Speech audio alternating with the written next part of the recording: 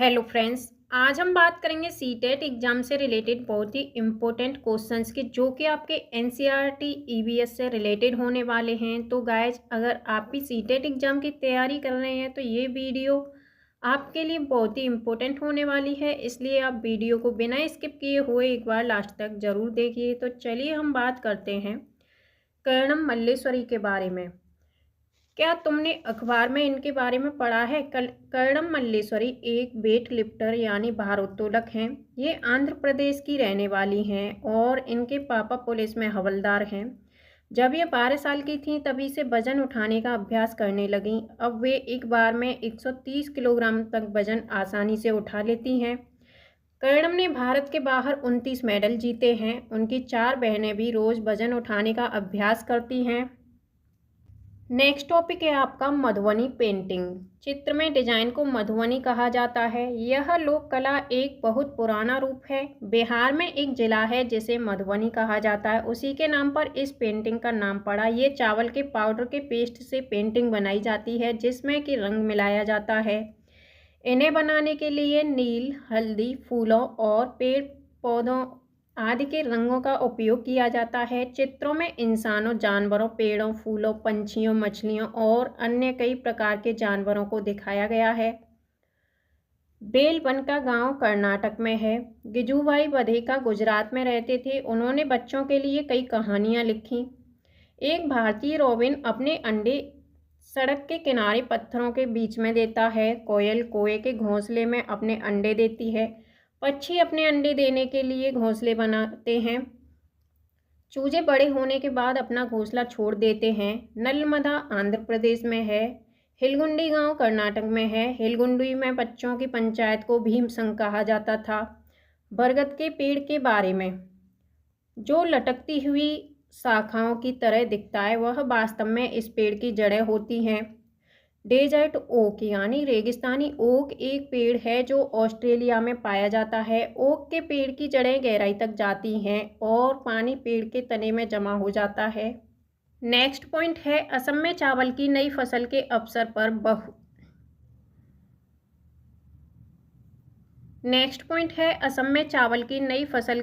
पर बिहू उत्सव मनाया जाता है। माघ बिहू 14 और 15 जनवरी को या फिर असमिया कैलेंडर के 10वें महीने के पहले और दूसरे माघ में मनाया जाता है।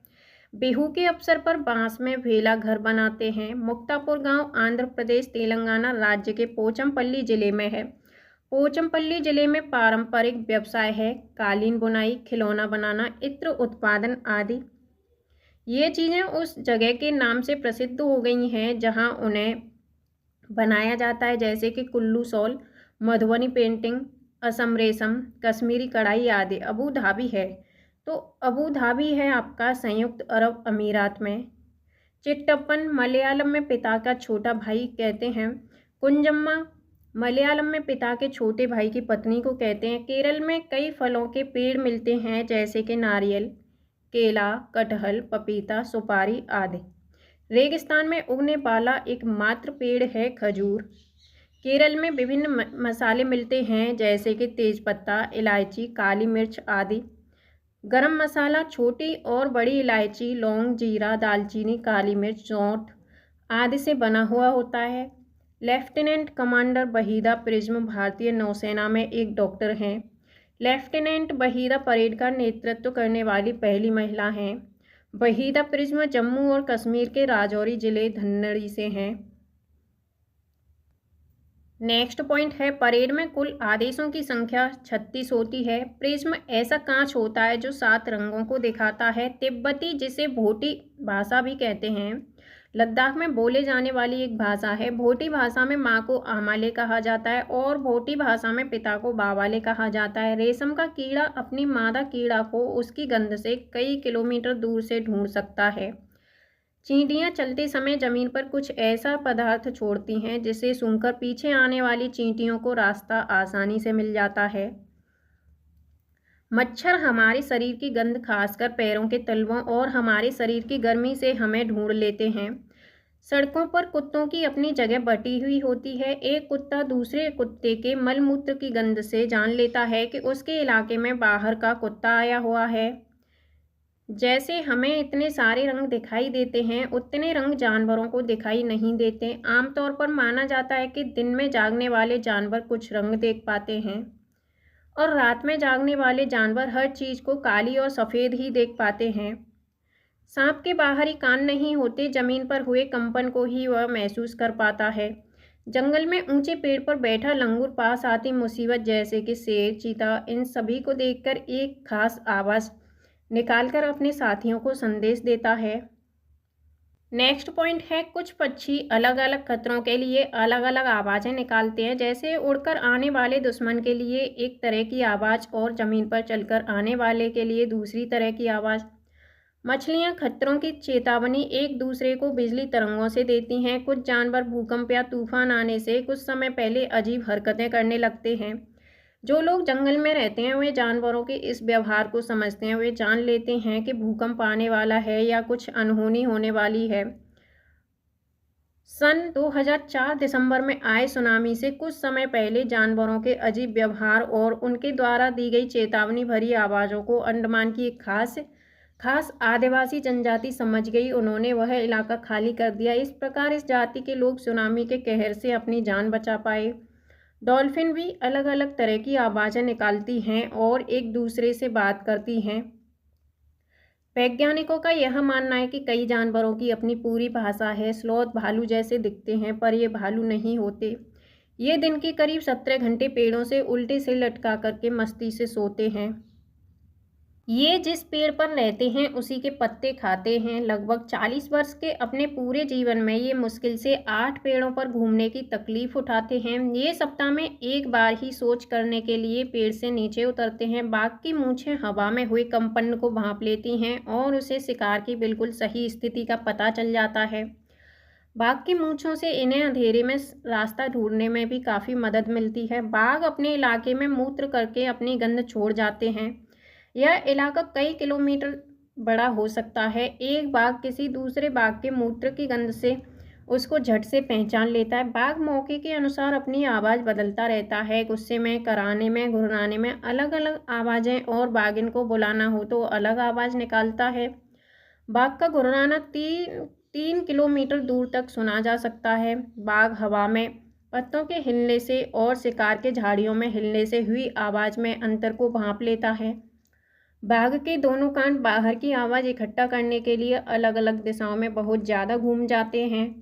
इतना सतर्क जानवर है लेकिन इस सब के बावजूद वह आज खतरे में है। हाथी को उसके दांतों के लिए मार दिया जाता है, गैंडे को सींग के लिए और शेर, मगरमच्छ और सांप को उनकी खाल के लिए मार दिया जाता है। कस्तूरी हिरन को थोड़ी सी खुशबू के लिए मार दिया जाता है। हमारे देश में बाघ और अन्य कई जानवरों की गिनती इतनी कम हो गई है कि इनके लुप्त हो जाने का खतरा है। हमारे देश की सरकार इन्हें बचाने के लिए बहुत से जंगलों को सुरक्षा भी दे रही है, जैसे कि उत्तराखंड का Jim Corbett national park, Rajasthan के भरतपुर जिले में घाना। इन जंगलों में जानवरों का शिकार करना मना है। यहाँ लोग जानवरों या जंगल में कोई नुकसान नहीं पहुँचा सकते हैं। सपेरे लोगों को कालबेलिया कहते हैं। कालबेलिया डांस आपका राजस्थान राज्य का फेमस है। कालबेलिया नाच में भी सांप जैसी मुद्राएं होती हैं। हमारे देश में पाए जाने वाले सांपों में से केवल चार तरह के सांप ही जहरीले होते हैं। ये हैं आपके नाग, करेंत, दोबोइया, अफाई।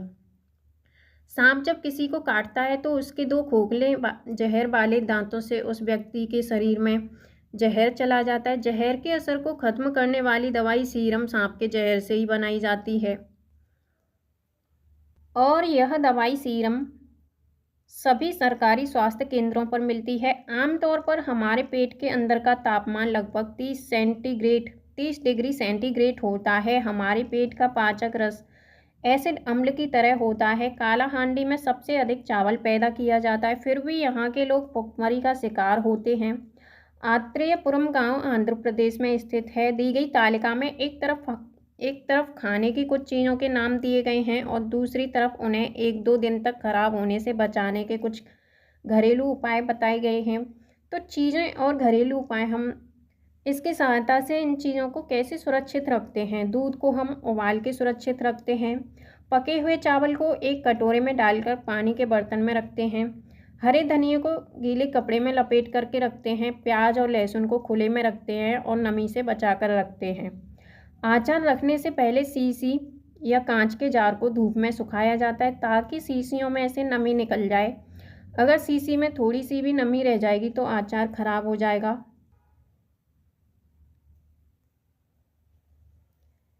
कुछ ऐसे पौधे भी होते हैं जो चूहों, मेंढकों, कीड़े मकोड़ों और छोटे जीवों का शिकार करते हैं। इनमें नेपेंथिस सबसे ज़्यादा मशहूर है। ये ऑस्ट्रेलिया, इंडोनेशिया और भारत के मेघालय राज्य में पाया जाता है। इसका आकार लंबे घड़े जैसा होता है जिसके ऊपर पत्ती का ढक्कन लगा होता है। घड़े से खास खुशबू निकलती है जिसकी वजह से कीड़े खींचे चले जाते हैं। पौधे के ऊपर पहुंचते ही कीड़े अंदर फंस जाते हैं और बाहर नहीं निकल पाते। कुछ बीज हवा में उड़कर बहुत दूर दूर तक पहुंच जाते हैं। कुछ बीज हवा में तो उड़ नहीं पाते, ये जानवरों की खाल और हमारे कपड़ों में अटक जाता है। पौधे स्वयं भी अपने बीजों को दूर छिटक देते हैं। जैसे कि सोयाबीन की फलियां पक करके सूख जाती हैं तो छिटक करके बिखरने लगती हैं। क्वेश्चन बनता है आपका, पिचर प्लांट या नेपेंथिस क्या है, ये क्या कार्य करता है? तो फर्स्ट ऑप्शन है आपका, भारत में नहीं पाया जाता। ऑप्शन बी, मेंढकों, कीड़ों और चूहों को चतुराई से फंसाता है और खाता है। ऑप्शन सी, कीड़ों को आकर्षित करने के लिए उच्च तारत्व की आवाज़ें निकालता है। ऑप्शन डी, मुंह छोटे छोटे कांटों से ढका होता है। तो इसका सही आंसर होगा मेंढकों, कीड़ों और चूहे को चतुराई से फंसाता है और खाता है। ऑप्शन बी होगा इसका सही आंसर। नेक्स्ट हम बात करते हैं जॉर्ज मैस्ट्रेल के बारे में। यह घटना 1948 की है। एक दिन जॉर्ज मैस्ट्रेल अपने कुत्ते के साथ शहर से लौटे। उन्होंने पाया कि उन दोनों पर बीज चिपके हुए हैं। इन बीजों को अपने कपड़ों पर चिपका देखकर वे हैरान रह गए। झट माइक्रोस्कोप निकाला, बीजों को बारीकी से देखने लगे। बीजों में छोटे छोटे हुक थे। इनकी मदद से बीज कपड़ों के रेशों पर अटक गए। यह देखकर मैस्ट्रेल को आइडिया आया कि वेलक्रो बनाने का। वेलक्रो से दोनों सतह चिपक जाती हैं और खुलने पर चरचर की आवाज़ें होती हैं। तुमने बस्ते, कपड़े, जूते, पट्टे आदि में इसका इस्तेमाल देखा होगा। है ना मज़ेदार किस्सा प्रकृति से प्रेरणा लेने का। हमारे यहाँ मिर्ची पुर्तगाल देश के व्यापारी दक्षिण अमेरिका से लाए थे। अब यह सारे भारत में उगाई जाती है। हमारे यहाँ भिंडी अफ्रीका से आई है। गोभी मटर यूरोप से आए हैं। चाय असम से आई है। सोयाबीन चीन से आई है। बीन अमेरिका से आए हैं। बैगन, मूली, रेशम, करेला, बैगन, मूली, सेम, करेला, आम, संतरा, बेर और केला, पालक, परवल, टिंडा, मेथी, ये सब भारत में ही उगाई जाती हैं। बूंद बूंद दरिया दरिया अध्याय में 650 साल पुराना घड़सीसड़ नामक स्थान के बारे में बताया गया है। इसमें सर का मतलब है तालाब। इसे जैसलमेर के राजा घड़सी ने लोगों के साथ मिलकर बनवाया था। इसके घाट पर बनाए गए स्कूल में आसपास के बच्चे पढ़ने आते थे। नेक्स्ट पॉइंट है, तालाब इस तरह बनाया गया था कि जब तक तालाब पानी से भर जाता तब बाकी पानी बहकर नीचे बने हुए तालाब में चला जाता। इस तरह 9 तालाब एक दूसरे से आपस में जुड़े थे। अलबरूनी एक यात्री भारत आए। अलबरूनी उज़्बेकिस्तान से भारत में आए हुए थे। अलबरूनी ने बहुत ही बारीकी से चीज़ों को और जगहों को देखा और उनके बारे में लिखा। पानी के स्रोत हैं जैसे बावड़ी, तालाब, नाला, धारा आदि। कुएं जो सूख जाते हैं उन्हें सूखने की कुछ वजह हैं। कई जगह मोटर लगाकर ज़मीन का पानी निकाला जा रहा है। तालाब जिनमें बारिश का पानी इकट्ठा होता था अब नहीं रहे। पेड़ों के आसपास और पार्क में भी ज़मीन को सीमेंट से पक्का कर दिया गया है। दड़की माई राजस्थान के अलवर जिले के एक गांव में रहती हैं। तरुण भारत संघ नाम की एक संस्था ने दड़की माई के तालाब बनाने में मदद की।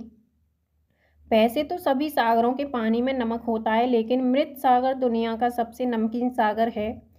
इतना नमकीन कि लगभग 1 लीटर पानी में 300 ग्राम नमक यहाँ मिलता है। मृत सागर में हम ऐसे तैर सकते हैं जैसे आराम से लेटे हों, यानी मृत सागर में हम डूबते नहीं हैं। अब हम बात करते हैं दांडी यात्रा के बारे में। तो ये घटना 1930 की है। भारत की आज़ादी से पहले बहुत सालों से अंग्रेज़ों ने आम लोगों के नमक बनाने पर रोक लगाई हुई थी। ऊपर से नमक पर भारी टैक्स भी लगा दिया था। टैक्स यानी कर। इस कानून से तो लोग अपने घर के इस्तेमाल के लिए भी नमक नहीं बना सकते। भला बताओ, नमक जैसी चीज़ के बिना गुजारा कैसे हो? लोगों को मजबूरी में दुकानों से महंगा नमक खरीदना पड़ता था।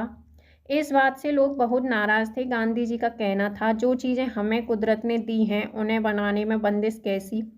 उन्होंने लोगों के साथ मिलकर अहमदाबाद से दांडी के समुद्र तट तक एक लंबी यात्रा की और इस गलत कानून को तोड़ा। जानते हो नमक कैसे बनाया जाता है? समुद्र के पानी को ज़मीन पर क्यारियों में भर दिया जाता है। तेज़ धूप में पानी सूख जाता है और नमक के ढेर वहीं रह जाते हैं। अगला पॉइंट है, कांच की स्लाइड पर खून की बूंदें मलेरिया मादा मच्छर एनाफिलिस से फैलता है। डॉक्टर मरियम स्लाइड को माइक्रोस्कोप या सूक्ष्मदर्शी से देखते हुए इस माइक्रोस्कोप से एक चीज़ 1000 गुना बड़ी दिखती है, इसलिए खून के अंदर की बारीकियां साफ दिखाई पड़ती हैं। कई माइक्रोस्कोप से तो इससे भी ज़्यादा बड़ा दिखाई देता है। मलेरिया की दवाई। तो मलेरिया की दवाई बहुत पुराने समय से सिनकोना पेड़ की छाल से बनाई जाती है। पहले तो लोग छाल को उबालकर और छानकर ही इस्तेमाल करते थे, लेकिन अब छाल से दवाई बनाते हैं। गुड़, आंवला और हरी पत्तेदार सब्जियां, इनमें आयरन यानी लोहा होता है। मक्खियां पेट की समस्याओं जैसे रोग फैलाती हैं। शैवाल एक प्रकार का पौधा है जो बरसात के मौसम में ज़्यादातर फैलता है। वैज्ञानिक जिसने मच्छर के पेट में झांका वो हैं रोनाल्ड रॉस। जब लोग मलेरिया के बारे में नहीं जानते थे तब लोगों को पता लगता था कि यह खराब हवा की बीमारी है।